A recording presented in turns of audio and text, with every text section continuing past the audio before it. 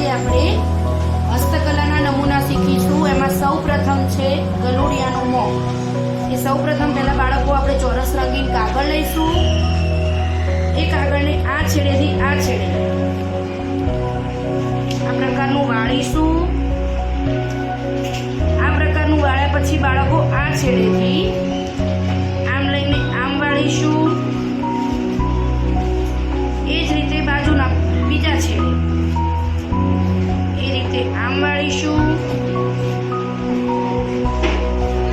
અને હવે નીચેનો ભાગ, આ નીચેના ભાગને આપણે આ રીતે સહેજ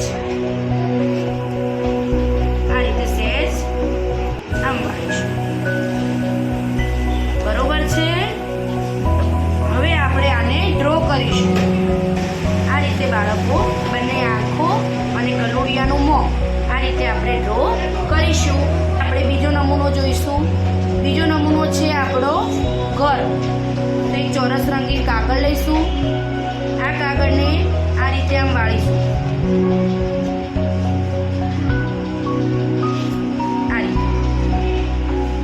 આ રીતે આમ વાળીશું। હવે આ કાગળને આમ પલટાવીને આ બાજુનો ભાગ આમ વાળીશું।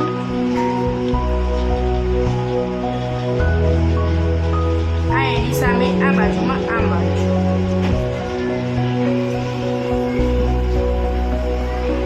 હવે આ બાજુના ભાગને આપણે આમ કરીશું। આ છેડાને આ બાજુના છેડાને આમ કરીશું। આ બંને છેડા આ રીતે વાળ્યા પછી આમ સીધું કરવાનું। આ થયો આપણો બીજો નમૂનો ઘર। હવે આ ઘરને આપણે ડ્રો કરીશું। આ રીતે બાળકો આપણે ઘરનો ડ્રો કરીશું। કાગળ લઈશું। હવે આપણે બાળકો ત્રીજો નમૂનો કરીએ છીએ। એમાં એક રંગીન ચોરસ કાગળ લઈશું। એ નમૂનો છે આપણો માછલીનો। એને એક છેડાથી બીજા છેડામાં આવી રીતે વાળીશું।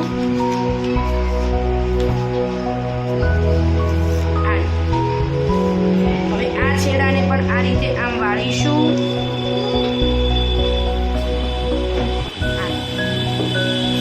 હવે આ એક બાજુના ભાગને આ રીતે વાળીશું। આ એક બાજુના ભાગ। હવે આ નમૂનો આપણો થયો માછલી। હવે આપણે માછલીનો મોઢું અને આંખનો ડ્રો કરીશું। તો નમૂનો થયો માછલી। તો માછલીનો ડ્રો કરીશું, એના મોઢાનો ડ્રો કરીશું। હવે આપણે ચોથો નમૂનો કરીશું। ચોથો નમૂનો છે આપણો કેન્ડી। એમાં સૌપ્રથમ એક ચોરસ રંગીન કાગળ લઈશું। એ કાગળને આ રીતે બે ભાગમાં વહેંચીશું।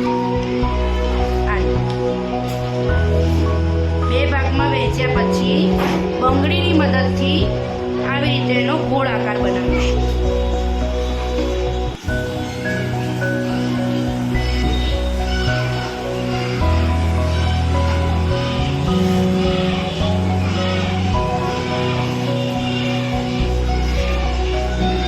આવી રીતે ગોળ આકાર બનાવ્યા પછી એનું કટિંગ કરીશું કાતરની મદદથી।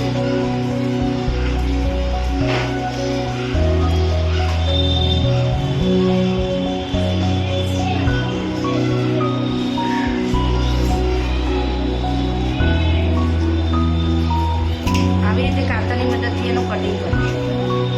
કટિંગ કર્યા પછી બાળકો આ બે ભાગ થાય છે। આ એક અને ઉપર બે। હવે આપણે એની સ્ટીક લઈશું, કેન્ડીની સ્ટીક લઈશું। એ સ્ટીકની બાળકો આપણે અંદરના ભાગમાં આવી રીતે લગાવીશું। આવી રીતે અંદરના ભાગમાં કેન્ડી લગાવીશું। તો આ આપણો ચોથો નમૂનો થયો કેન્ડીનો।